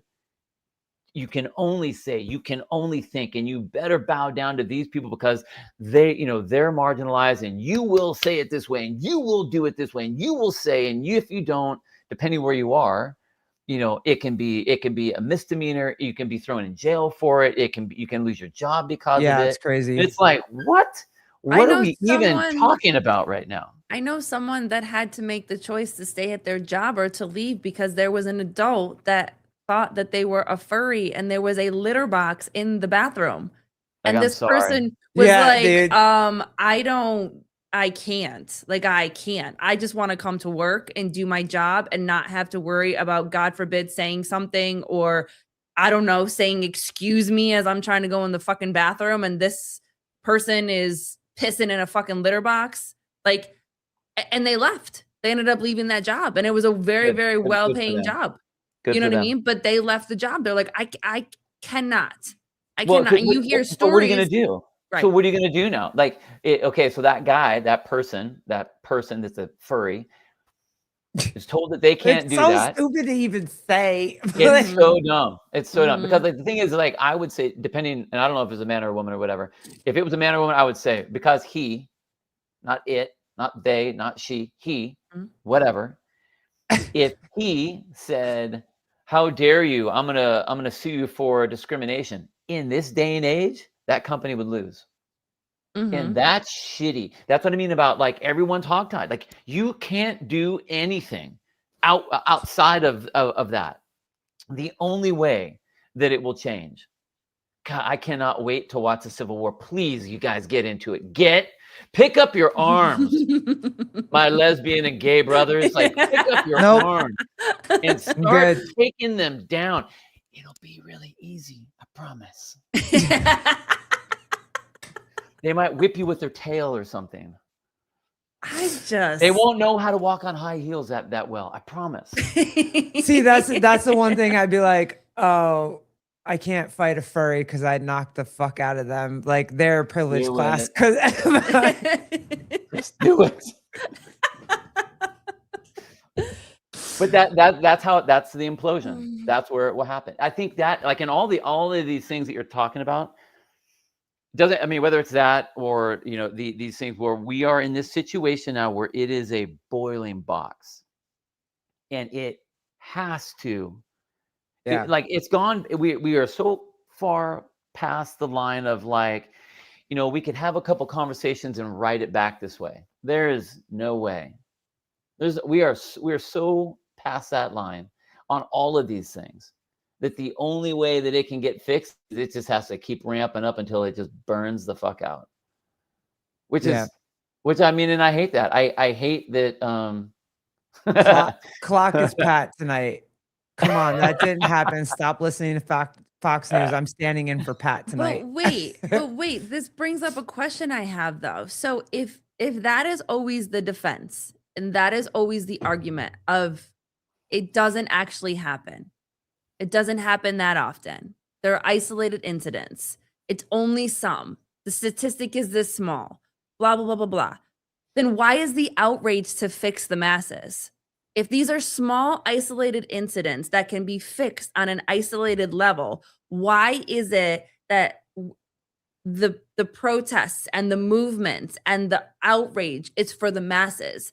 It goes back to what you said. Like you are like, I am responsible for myself and then my child and then, the lineage that comes from that, the trajectory that comes from that. It is not my job to go out to the masses and believe that I'm going to fix the masses. I'm very much like you. I believe it starts within and then it goes out. So if the argument and the defense is these isolated incidents, then why is it so loud? Why is it so big? Why is it so much to the masses? Because I think it's bigger than these isolated incidents that they're talking about in certain situations. I think with as far as the media part goes, and when I say media, I'll also jump into how the entertainment system has been pushed a certain way. Movies are done a certain way. Netflix is doing certain stuff. Disney's done certain things. You'll see stuff in like They killed Stranger Things. Damn it! I'm just Don't kidding. even Go get ahead. into that right now. Continue. Don't even get into that right now.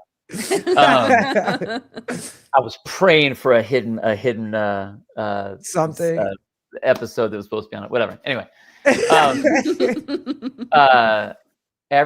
whole entertainment world has pushed that narrative that way as well. So you have all of what you watch in your relaxation time, TV, movies, listening to music, watching the whatever award shows and whatever else, and they are all pushing that way.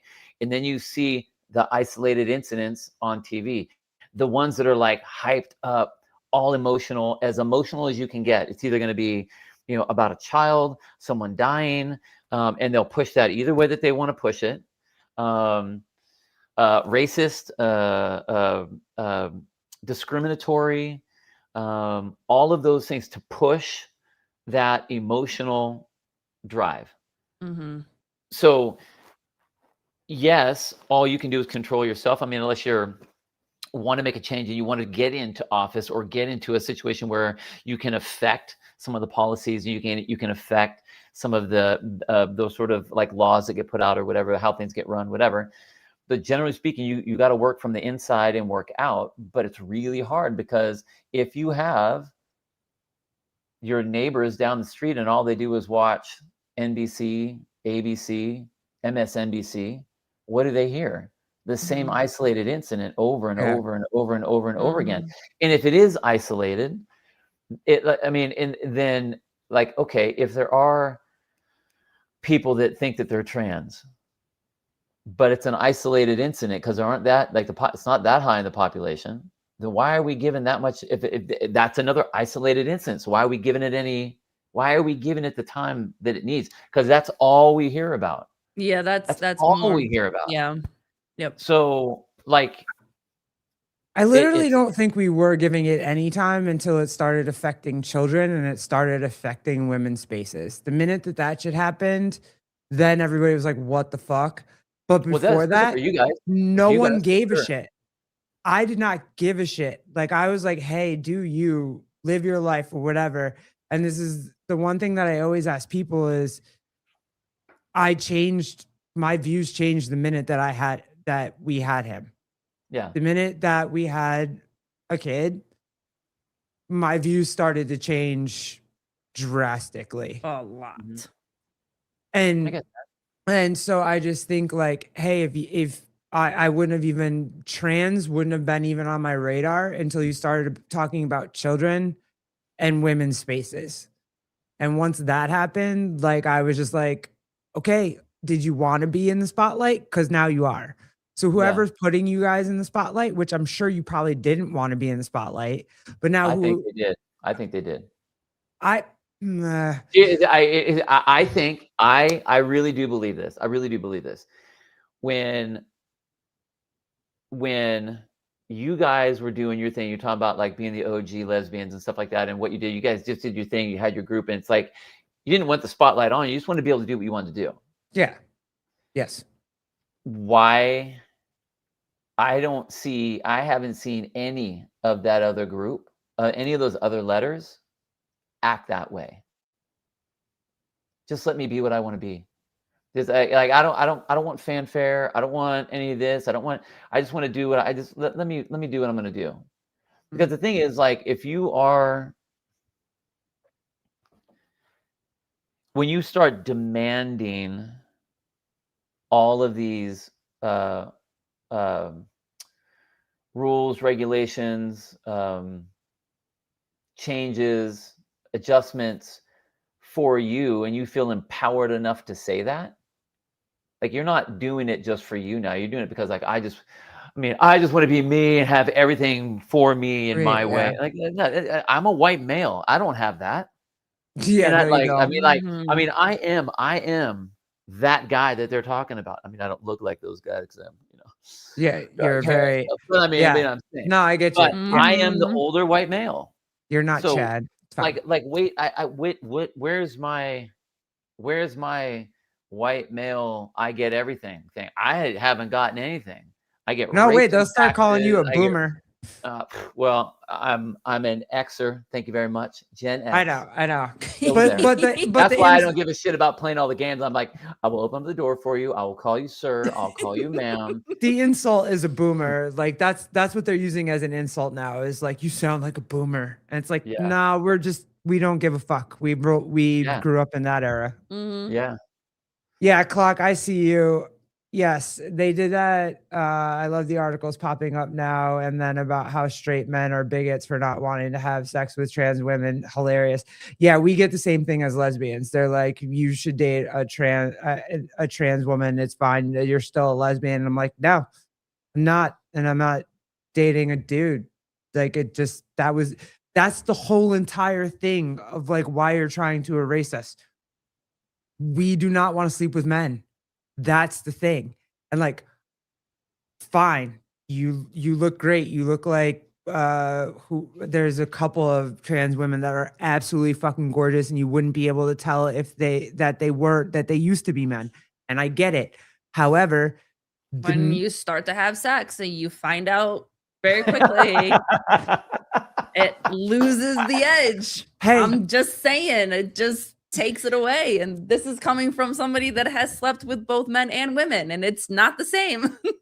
The shine goes away, guys. It's not the same. And I'm not trying to be bigoted, and I don't hate trans women, but I also don't want to sleep with them.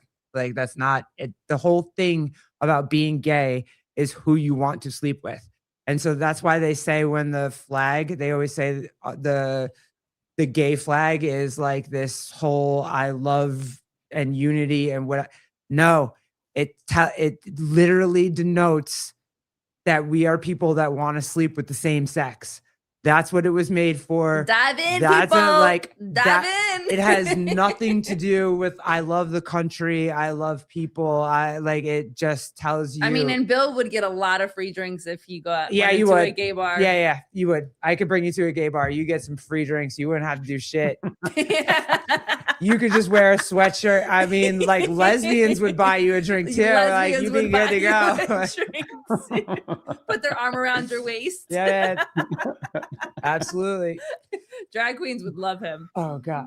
Oh man, you want to know what's lame is I remember back in like old Halloween days when people would dress up as a woman and it was like, man, that's a great costume. I get disgusted by it now. Yeah. Yeah, it's not. I'll say this. I don't hate anybody unless someone wrongs me personally. I have no reason to hate you.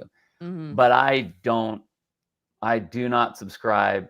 I do not buy into it. I don't agree with it.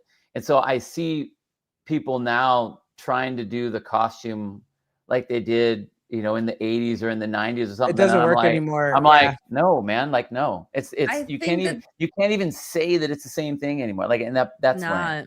And they there were parties where it was fun where you would dress up as your spouse. So like if you were going out with your lady, you would dress the way your lady would dress, and she would dress the way that you dress and walk in. Yeah, cool. And you can't do that. Cool. It's not like you can't do it anymore. It's like, well, you can't as a dude. She could do it, but like if you can't, I mean, I think it's funny, but like you don't know where you're going, like unless it's with just your friend. Yeah, it's I don't even, and I've seen a lot of things they'll do like Vegas will have like those drag ensembles, or they'll do like drag trivia night, or they'll do drag this thing or that. And bingo. I'm like, drag bingo is a big one. We should get like people at the gym. We should totally do a gym thing. And I'm like, no, like dead cold face. No, like I'm not even going to play that at all anymore. Like, 20 years ago, because it's not funny anymore. Yeah, it's not funny anymore. Right. And that's the thing, like things that would bother you. Yes, I love these. These are so funny. Yeah, they're hilarious. But you have to do it like with your friends and only with your friends. Yeah. See, like now it would just be not. Yeah. Yeah, like because it's not funny anymore. It's not fun anymore. And like a lot of people are saying that things that didn't used to bother people before, like bother people now. You literally have taken all the fun out of it. Yeah, if you didn't have a problem with stuff like this before, like you said, people now are just like, I'm good. Yeah, I can't do it. I wouldn't do it now. I just couldn't. I couldn't do it. I couldn't do it. I just, that's what I mean. Like I'm waiting for the implosion, so I've just kind of given up on all the other stuff outside. Like, because I just can't. And I have this. This is something that is like that I found out about me is the weirder the outside gets. And this is whatever. It did this in Fire. When I had an issue with all the chiefs and everything outside of my station, and they were, they're trying to get their contracts and they're playing all the political game, they're doing all that stuff. And the weirder that got, the more I just turned into and looked at my guys, my crews. What are we going to do? Let's go do some training. Like I just really focused on that.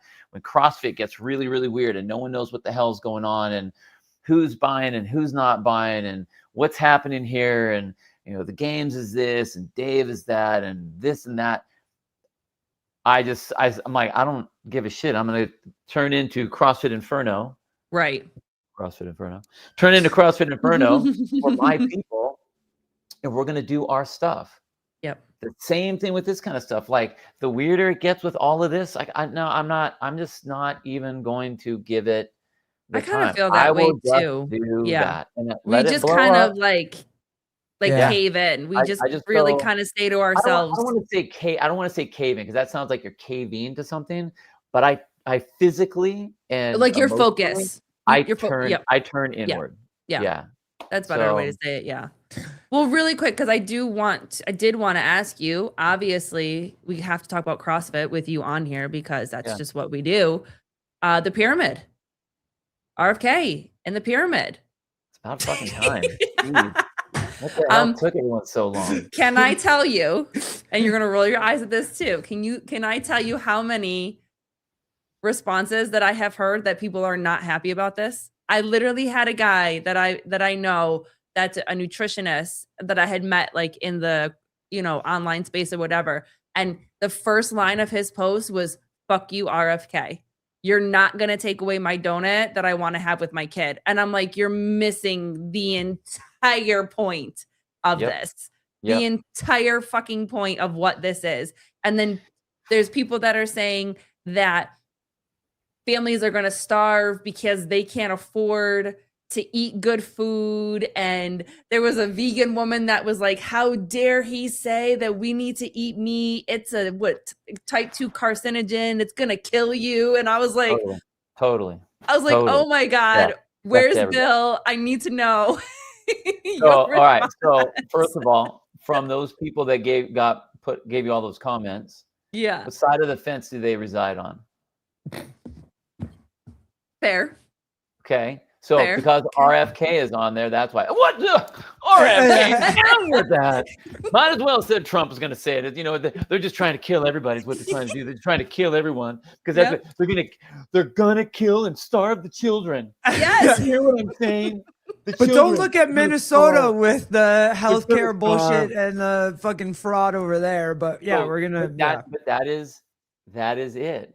Go listen to those carnivore fuckers that just talk about it. Like, because even in that, like, so those people that are, the vegans that feel that way, they're missing the part of it's like it didn't say you have to eat meat. It's talking protein.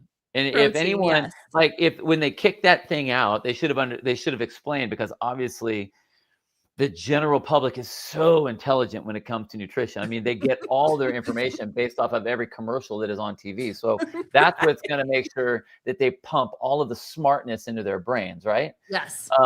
So how many supplements you can take, how many drugs you can take. McDonald's was healthy because of the Monopoly cards that you could collect and win like $1 million from Monopoly. Duh. Listen, and I used to play that game all the time. So did I. Man, I ate McDonald's. I would eat McDonald's like crazy. We used to too. Now the thought of it, I'm like, I can't even. It's worse than having a hangover. You drink that shit and you feel like you drank alcohol for like 48 hours. It's like the fuck. No, but I'm really happy about that. What I like about that, and it's funny that everyone's talking about the people aren't going to be able to afford it and whatever. What I think is, if this is how it's set up, then, and it's by the government, right? The government plans, whenever it comes to any sort of like help that people are going to be getting, is going to be set towards this, right? It has to be. The government is saying, this is what we think you should be eating. Okay.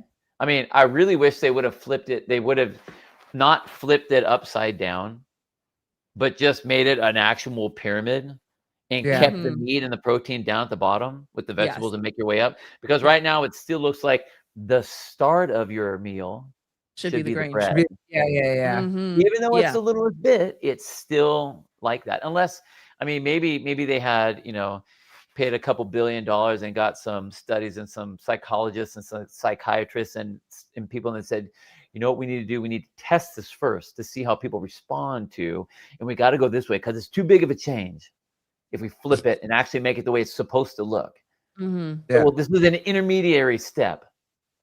It's baby steps, and by 2050, we'll actually have the actual pyramid, the right side way up, with meat on the bottom and then some stuff up at the top. Yeah. But Hey, do you think Greg Glassman's sitting back being like, "Yeah, motherfucker, I told you"? uh, maybe not like that, but he probably is probably more of a, hey, someone said that RFK flipped the thing. He's like, about time. Yeah. Like that simple. You know what I mean? But Yeah. like he's the same. What I have always got from Greg is it's the same type of thing. It's like, well, yeah, that's what we do. That's what we've been talking about. So I'm not like, whoa, because I didn't give a shit before. I mean, Right. I'm like, hey, people, here's how we eat. This is why we eat this way. Here are the things we put on there. Here are ways to eat like that. You know, if whatever it is that you want to talk about, if you want to do level, you know, if you're talking level 1 stuff and you want to zone, okay, well, here are the things that you eat. And for someone to make a comment about like, how dare you take away the donut? No one's taking it away. No one's taking Yeah. it away. No one's taking the meth away that you want to have with your kid either. Like if you want to do that, like no one said don't do it. Like it's just No. saying, hey, the pyramid that we had was wrong. Why? Because it was all subsidy stuff. Everyone's trying to pump their money into the right places to, you know, scratch everyone's back the right way. So that's why that was there. So now we finally got it right. And again, trying to slowly move it to the right way. It's like, really? The fact that it's even a thing to me, it's like, seriously? We're talking about this still? Mm-hmm. Like I turned that thing upside down 20 years ago. Well, Yeah. it goes back to what you're saying though, too, where when the government changes, the government funded things also change. So people are like, well, schools are gonna suffer. What do you mean they're gonna suffer? If the government has changed, then it's going to trickle down into the government funded facilities, which is the You would school. think, right? So are they going to put some more healthier choices within the school system that's going to help with these kids? Now, I'm sad for them because they won't get the square pizza, the cardboard pizza that we all That grew was up eating amazing. with the chocolate milk, which you don't even think about Fuck yeah. doing, or the ice cream that you eat with the The little cardboard wooden spoon. with The the wooden wooden spoon, spoon. and you just actually like the taste of the wood, the wooden spoon, but like that's fine. So I'm sad for them that they might not experience that, but long term, like, hello, Yeah. I would It's- think, I mean, I can't say that they'll do that for sure, but it makes sense. I mean, like, what did they give them before? It was set up the way that pyramid was designed. yes, Yep. So, I mean, again, I haven't heard anyone say that they'll do that, but it makes sense that they would, you know? mm-hmm. So I'm happy that they did.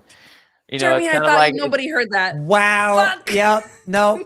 You better say Wow. pause right that now, was Colleen. good. I was like, that's Say clipped. pause.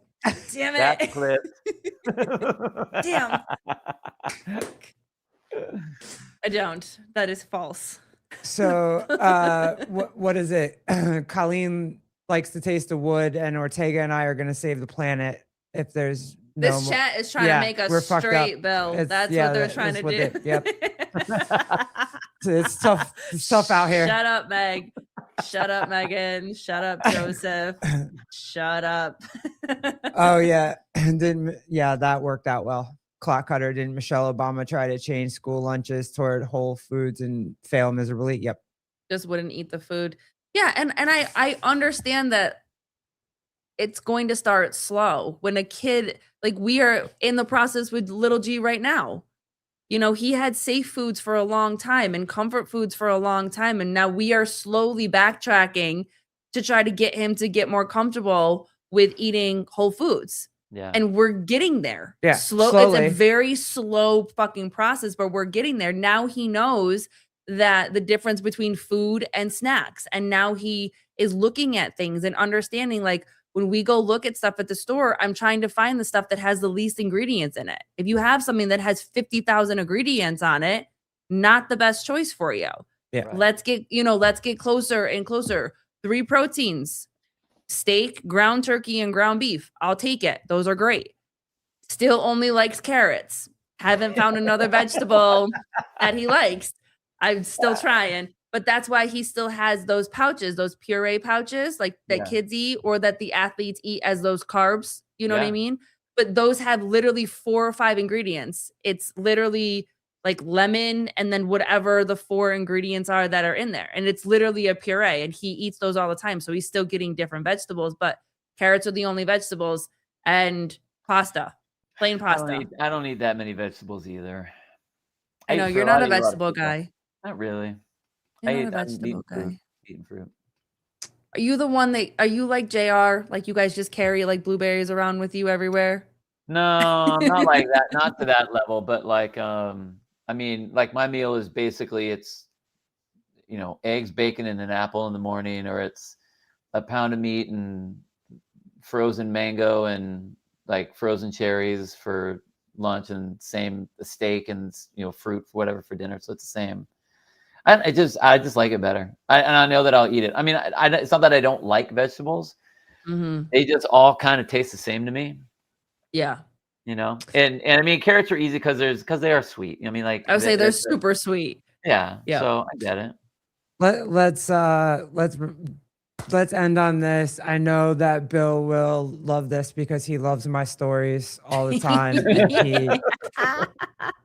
And I couldn't find the original, but you can still hear the audio on this. It's a reaction video, but it's hilarious. It's about the origins of where 911, like calling 911, actually came from. Oh boy. So enjoy, Bill. This is for you. Awesome. I was thinking about you all day when I saw this. The kind of on topic. They didn't have 911 back then. Really? They didn't have 911 till 9/11. But they had emergency phone numbers. What do you mean? No. I think hold they on. just had the number of their doctor. No. Time out. What do you? They definitely had 911 before No. 9/11. 911 It's was from 9/11. is in like memorial or whatever from 9/11. No. Yes. I don't know who they called in like the 90s, but in the 30s, I'm pretty sure they just called their local doctor. No, you called. There was an emergency phone number. When Maybe was like 911 the local made? police station? I'm really No, y'all shocked. tripping. What number did you use to call the police before 911? 911 was first used in 1968 No way. when a call was put. Yeah. What? 11 just so happened to happen on 9/11. Dude, it goes on and on and on. It's hilarious. Bill is right. We are doomed. We We are- are doomed. It's all done now. That's it. It's done. It ends with us. It's over. That's it. Implosion is all I'm asking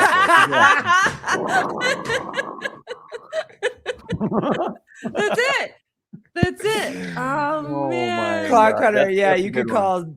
call 0 for the operator. That's facts. Oh man, that's it. What did they call in 1930? Dude, my daughter all the time. she's always- they learned about the Great Depression in her class. They went over that. So everything now is like, so Dad, when you were in the Great Depression, I'm like, I was not in the Great Depression. Dad. Like, but you're like almost. I'm like 1969 was when I was born. Like that was not the Great Depression at all. Like cut me some slack, man. Do they tell you that you're born in the 1900s? That fucks with me. Oh, I got that one too. Yeah. Well, Oh, that's like man. the Great Depression. Yeah, Yeah. the 1900s, like the Great Depression. Like not even close. Not Oh even close to the man. Great Depression. I go, your grandmother wasn't born in the Great Depression. Jeez. Oh man. Yeah, I wanted to end with that because I know how much That's you awesome. love. Well, my algorithm fucked with me today because it told me all the songs that were turning like 40. And it was I've like- seen those too. I was I'm like, like, really? ouch. You're Dang. kicking my ass right now with this Ouch. shit. But yeah, so it was really cool. I hurt someone's feelings the other day two people the other day at the gym because they asked me how old I was. And I'm like, you don't want to know how old I am because I'm much younger than you guys. And they thought I was close. They thought I was closer. They're like, wait. And they're looking because they're a married couple that we've known through CrossFit. And they're looking at each other like, wait, she said, what did she say? And I was like, yeah, I just had my birthday and this is how old I am. And they were not okay with it. Oh my gosh. She's like, I'm like, I'm a baby. Yes, I'm still a baby. I'm still a baby. So Oh, that's funny. That That's hurt awesome. me. That hurts. You'll be all right. You'll be all right. I'm gonna Should be survive. okay. I'm You'll be still fine. gonna. I'll still keep putting up stories. I and know you telling will. I always Okay. laugh every single time I see my mic dip. There's another one. Yep. There's another one. My algorithm's on point right now for Well, she Gen X. finally put up the love songs from the 80s because we joke with her all the time, or I joke with her all the time that she hates love songs. And she's like, I don't hate love songs. I'm like, you hate love. You just hate love. And she's like, I don't fucking hate love them because I love 80s love music. And she's every time I send it to her, every time I send it to her, she's like, fuck that shit. Okay, but first of all, this guy I literally thought was black. So good. Oh. Like I did. I thought this dude was black when I heard the song. Rick Astley, man. Come on. Come on. I mean, he's not even just a white guy. He's a ginger white guy. Yeah. Right. Oh, so maybe he is black. If you rearrange ginger. Man. I mean, same.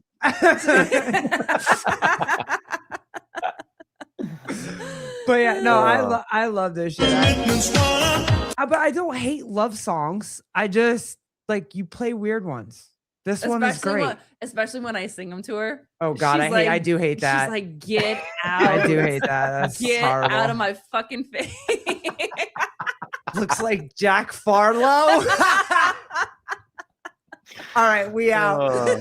Thank you for hanging out with us tonight. Thank you for hanging out with Glit and Things. We'll be on we're gonna go be on uncensored on Sevon's podcast tomorrow. Mm-hmm. And then we have Bella Martin on Wednesday. So come hang out with us. The panel show is on Tuesday. Oh yeah. And then Bill, that might be fun for you to hang out on the chat. She has a political panel show on Tuesdays.